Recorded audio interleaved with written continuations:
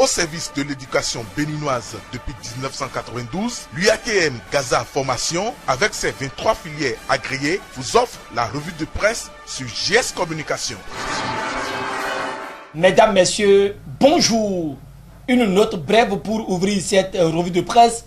Et Monde 7 Info nous apprend que pour la journée internationale de la femme rurale des Nations Unies, Denis Achade Assongba, président de l'ONG Mido Kpokpo International, est convié. Et nous continuons avec les informations relatives au dialogue politique tenu dans notre pays du 10 au 12 octobre 2019 sur initiative du chef de l'État qui continue d'alimenter la une des journaux. Le matinal en fait partie et soulève que l'opposition légale a privilégié l'intérêt national à en croire le défi d'une génération. La force Kori, point Bénin émergent, FCBE de l'ancien président de la République Boni Yahi, la force Kori pour le développement du Bénin, FCDB de l'ancien ministre Soumanou Utoleba, le parti La Flamme Renouvelée, PFR de Gabriel Lorès à Yavon, qui se réclament tous de l'opposition, étaient aux assises des 10, 11 et 12 octobre dernier au palais des congrès à Cotonou. Après doute et incertitude, le matinal fait savoir qu'ils ont jeté l'éponge en renonçant au boycott du dialogue politique. Ils ont fait preuve de responsabilité en privilégiant l'intérêt supérieur de la nation, conclut le quotidien. Se prononçant sur la même actualité, Point Média marque un étonnement sur le comportement des politiciens qui s'accoquinent pour flouer le peuple. Le journal met l'accent sur l'ordre du jour du dialogue et révèle qu'il a été taillé sur les intérêts politiciens. Mieux, il constate que le processus menant aux tueries de masse a été réactualisé.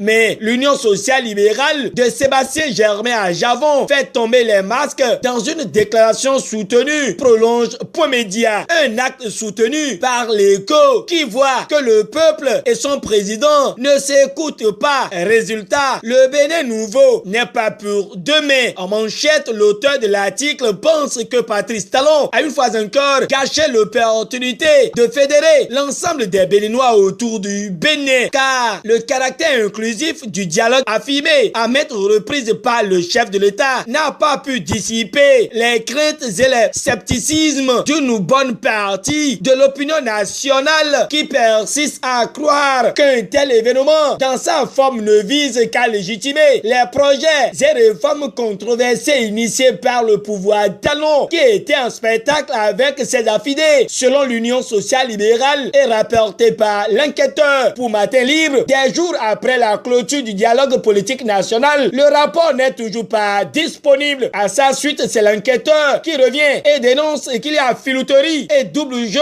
au sein de la mouvance présidentielle et 30 députés de cette famille sont financés par Komikuche. Informé, l'enquêteur trouve que Patrice Talon est assis sur des œufs pourris. Pendant que nous y sommes, la nation va dans le domaine éducatif et aborde le volet social lié aux cantines scolaires. De ses écrits, le quotidien du service public mentionne que c'est un outil de promotion de la scolarisation des enfants. Mais ce qu'il faut revoir, c'est le calendrier scolaire. Et Matin Libre s'appuie sur les conséquences des dernières pluies, source de calvaire des élèves avec une rentrée à double vitesse. Oui, d'une vitesse à une autre. Et le matinal nous parle du premier sommet Russie-Afrique auquel prendra part le président Patrice Talon la semaine prochaine. Affirmatif. Et le soleil levant certifie que Patrice Talon sera sorti du 23 au 24 octobre prochain où il prononcera un discours à la tribune du sommet. Fraternité n'y trouve que des opportunités à arracher. Le Béninois libéré rajoute que Talon sera également au Japon pour l'intronisation de son Altesse impériale Naruhito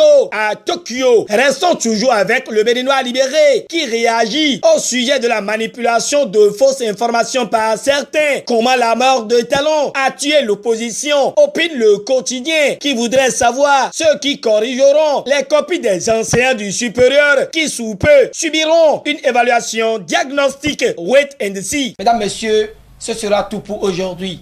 Merci de nous avoir suivis et à demain pour d'autres informations plus croustillantes.